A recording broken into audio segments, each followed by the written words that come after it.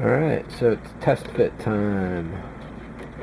So these are a little long right now, but I think that'll be alright. I will trim this one down just a little bit. And this one could be a little shorter, but we'll leave it where it's at right now. I know I'm going to have to trim down these fiber optics here, but I don't know how much.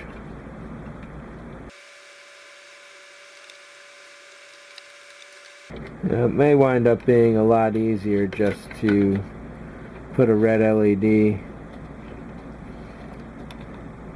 in the bottom here instead of trying to fiber this up and attach the power lines.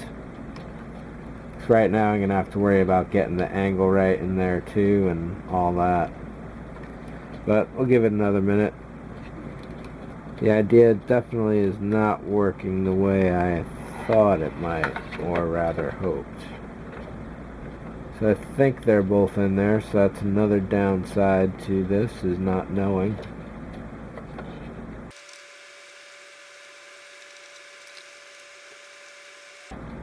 I think we're clear.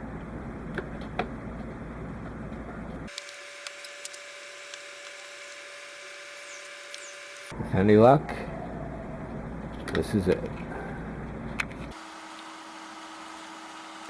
So, not quite. Wires aren't crossed, the impulse is working. Oh, because I didn't wind up soldering this into the positive there for the upper side. Haha. So let me do that.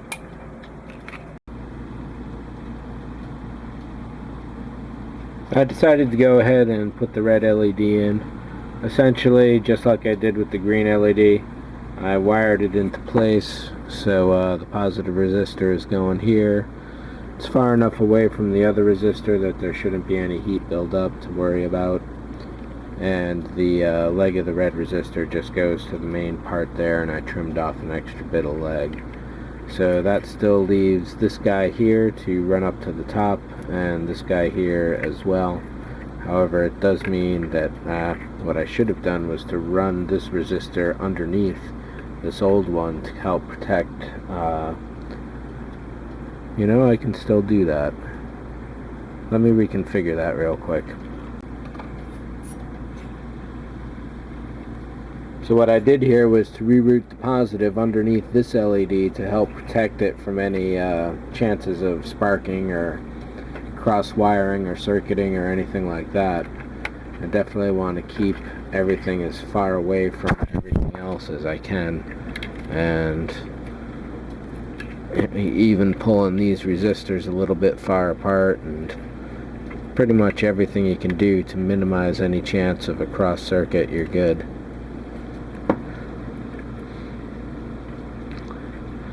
So yeah, as I mentioned, this LED, I just put a little CA and baking soda on there. Now it's just a matter of bringing the heat shrink over the top, and then I'm going to need 2 hands for this, but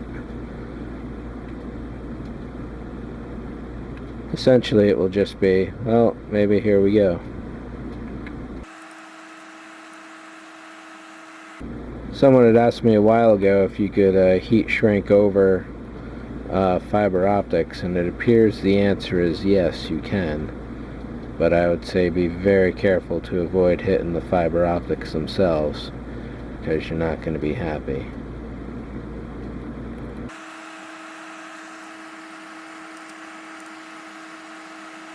So let's power this up.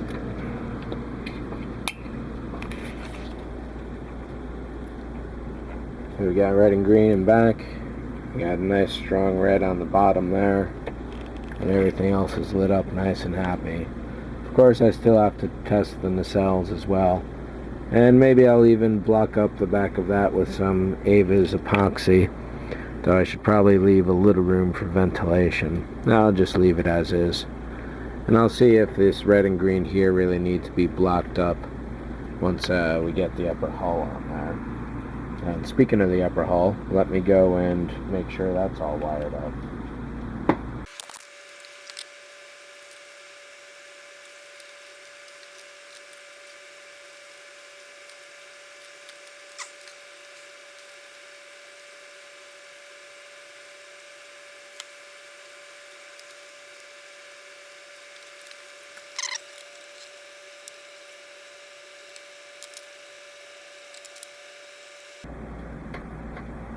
So I'm going to have to work at the nacelles.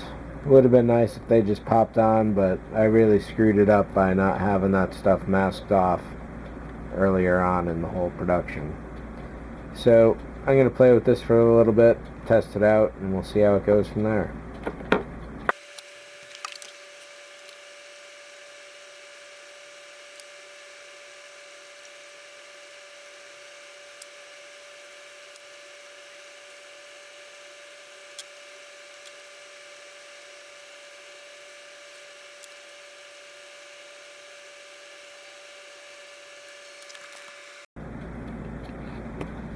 Alright, so all I've really done here is to add a couple small pieces of copper tape over the old connections, and that seems to have done the trick. So I'm very happy about that. It's pretty good connection as well. So even wiggling it around, the only time it seems to die is when I press somewhere in this range.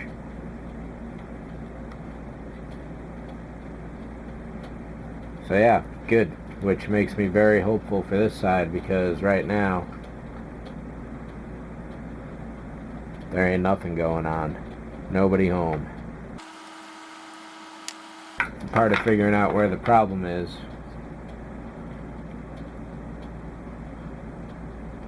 making sure you still got a connection where you think you got one.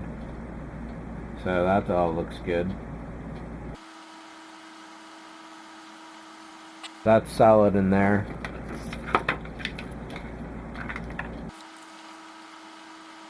I haven't spent a lot of time sanding this side.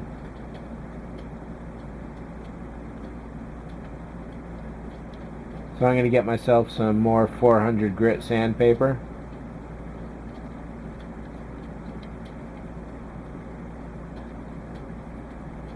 And we'll pull some more of that surface off.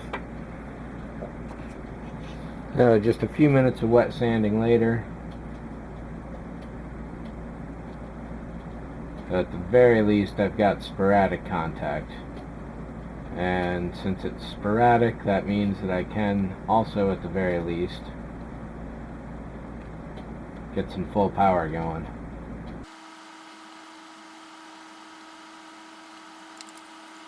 So again, I'm going to go with these little guys. I already cut up a bunch of strips of the copper tape.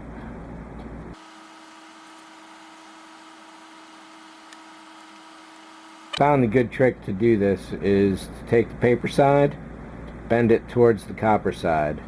When it releases, the paper will still want to stay relatively straight, but the copper will want to maintain the bend. So it's an easy way to pull it apart. Then which side do we need for this?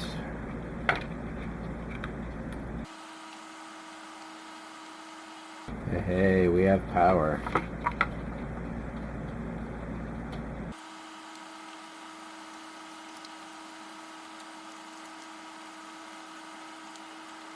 Nice.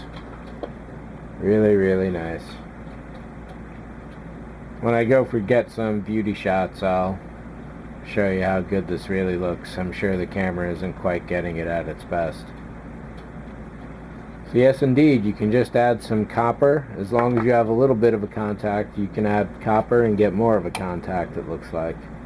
So that is extremely useful. Let me just throw one more on here. That's right, one more on here.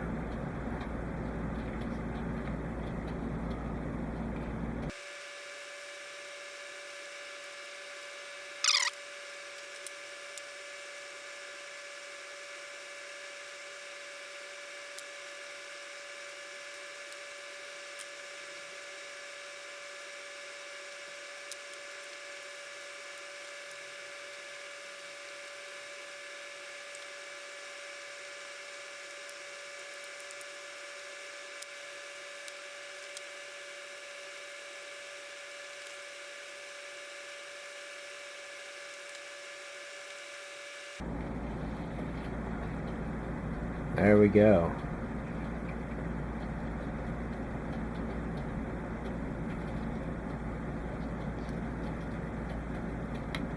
I'd call that pretty rock solid lighting right there.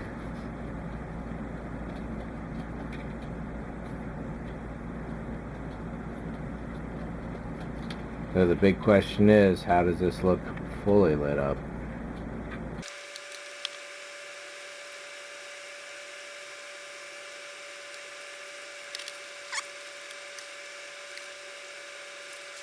Drum roll, please.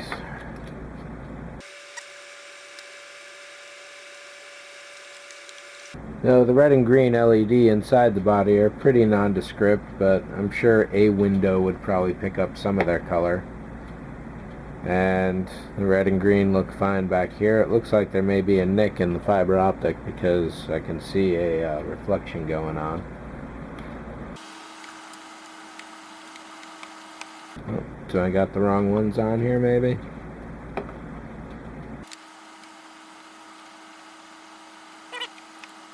I think I probably forgot a couple running lights, but it works out. The light up in this area is really nice now on the neck. There's still a little darkness down here. What can be done is to get a strip of LEDs and point them sideways right along the edge here.